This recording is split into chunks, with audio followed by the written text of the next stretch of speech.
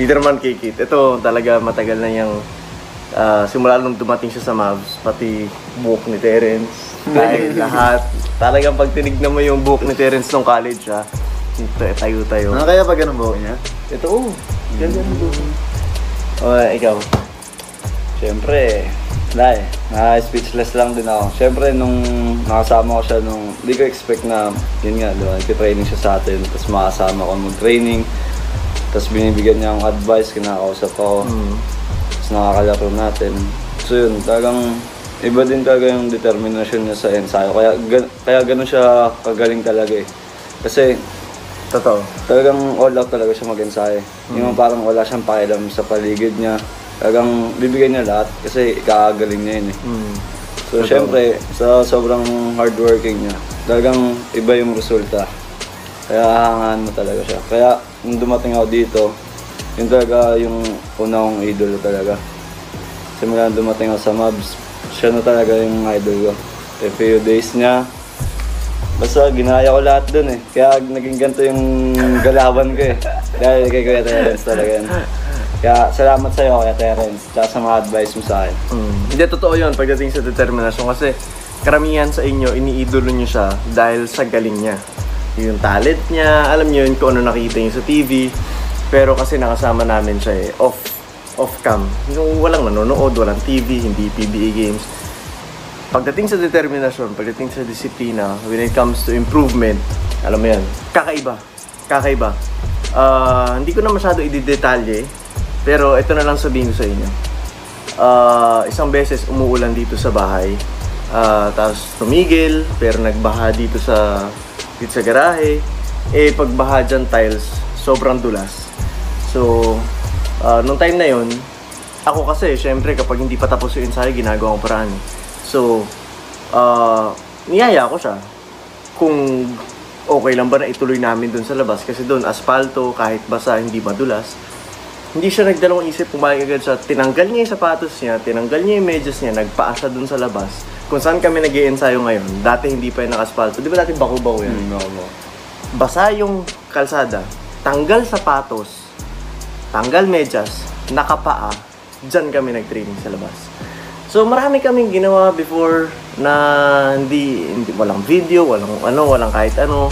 Talagang talagang walang nanonood kahit saan kami pumunta. Kaya kung nasan man siya ngayon, it's because of all of the hard work na hindi nyo nakikita off-cam.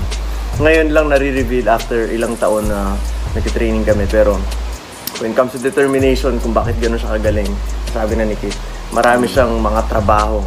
So ako nire-respeto ko yun, walang problem. Kaya sobrang proud ako kung nasan man si Terence ngayon. And ito naman sila, kayo mga hinangaan si Terence. Hindi yun dahil sa talent lang. Hindi yun dahil magaling lang siya, God-given gift. Hindi ganun yun. Magaling siya dahil sa trabaho na binibigay niya dun sa basketball na gusto niya makuha. So, yun. Siguro marami kayong hindi talaga alam about him, pero ngayon ko lang kinikwento sa inyo. Very short, imagine nyo na lang. So, kaya ito, ganito rin mag-ensayo, di ba? Yes! Maraming ka-ensayo nito. Nag-ensayo kami, walang ilaw, brown out, baha dyan, ginagawa namin paraan. Tapos nakita pa niya na gano'n mag-ensayo si Kuya Terence niya. Kaya talagang no excuses. Ayun, shoutout kay Mavs, shoutout kay Kit, shoutout kay Ponjaps. Gusto ko lang sabihin sa inyo na maraming salamat sa mga kind words na sinabi niyo about sa akin.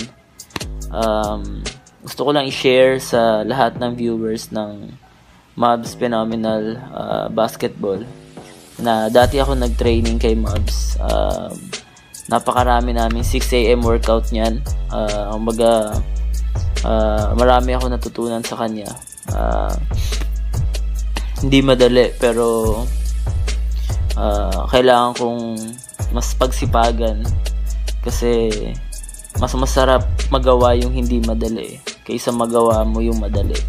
So ayun, gusto ko lang sabihin sa'yo bro Mavs na masaya ako kung nasan ka man ngayon at kung ano yung narating ng Mavs Phenomenal Basketball. Kagaya nga ng dati mo lang na sinasabi sa akin, pangarap mo lang ay makatulong sa mga bata. So marami kasi mga bata na hindi nakakatanggap or nagkaka-chance na magkaroon ng tamang workout ng basketball eh. So may proper workout kasi ang basketball, may tamang skills workout ang basketball. So nauso yung mga basketball clinic na basta may mga basketball clinic na nauso na basta lang kumita, sa isang madaling salita. So iba yung talagang yung bata may matututunan sa isang coach niya. So anyway, ayun guys, ayun Mavs bro, I'm sure malayo pa yung mararating ng Mavs. Pagbutihin mo lang, huwag kang makakalimot sa mga tao na tumulong kung nasan ka man ngayon. Shoutout sa'yo kay Kit. Dati ang payat-payat mo lang, ngayon nahamon mo na ako ng 1-on-1 ha. Then biro lang. Yan si Kit guys, napakabait na bata niya, napakasipag. Hindi din madali yung pinagdaanan niya, hindi madali yung buhay ni Kit. Kumbaga dati ako nasa PBA na ako nung nag-workout ako kay Mavs.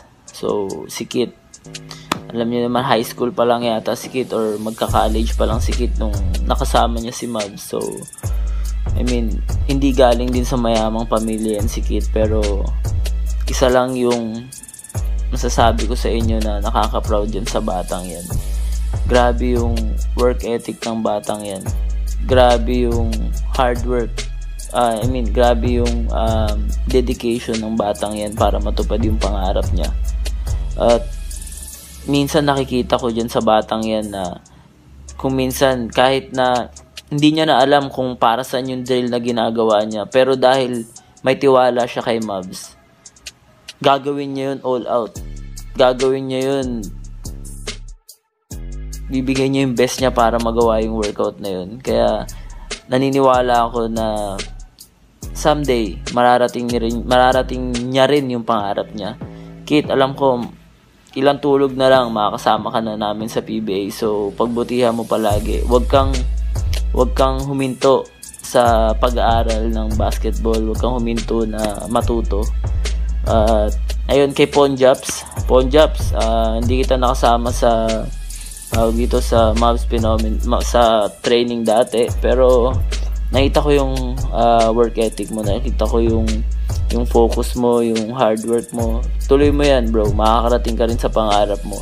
At balita ko sabi mo nagalingan ka sa handles ko, diba? So baka gusto mong i-try minsan. So pagkatapos namin mag-1-on-1 ni Kit, baka gusto mong labanan din ako, maglaro tayo for fun lang. Ayun guys, yun lang gusto ko lang i-share sa inyo, at gusto ko lang i-share din yung appreciation ko sa sinabi ng Mavs family about sa akin. Thank you.